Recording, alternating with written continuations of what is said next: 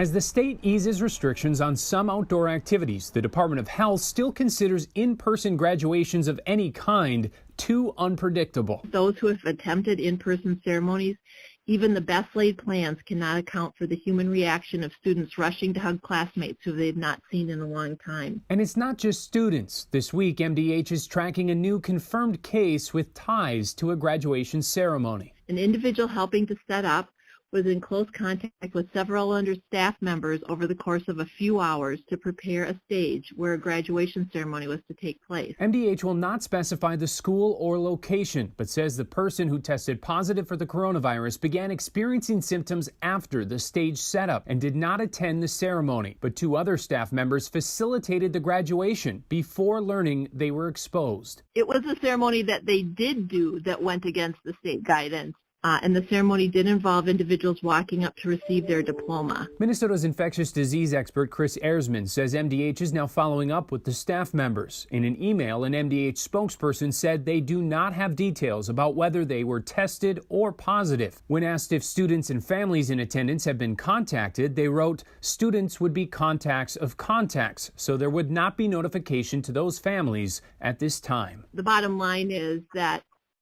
there is transmission that's occurring within the community, and this is why we have made the recommendation that we have related to graduation. Cantor et al., KARE 11 News.